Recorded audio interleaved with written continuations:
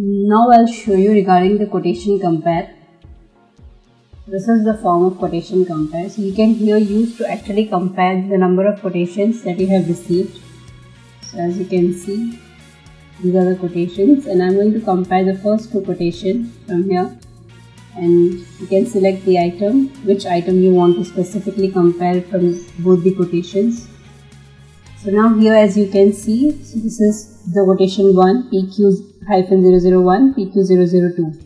So you can see the date, you can see the item name, and you can see the rate. One is here 150 and the other is 130, the quantity.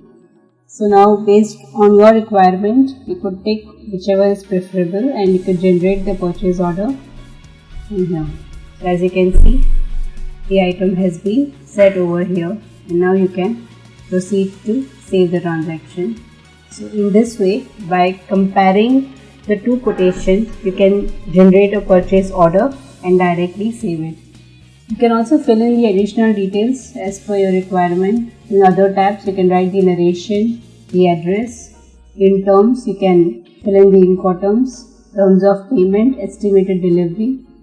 Now here in the follow-up details, if you want to follow up by some particular user, you can select the date and username and the delegated user assigned to it, and you can set also the status from here. So this is actually for following up the particular order. Now going back to the primary tab, so here you can see here's the part number, the item name, description, warehouse, the last purchase price, the unit ratio, available quantity, tax type, whether it's inclusive or exclusive. Here's the from date and to date, the rate and discount. And again here, if you want to set in the other charges, you can write the amount over here and you can set it. And this way you can save the purchase order. In the same way, if you want to raise the purchase order directly without using any reference, that is again possible. You just have to write the item number, you could set in the rate, you select the supplier,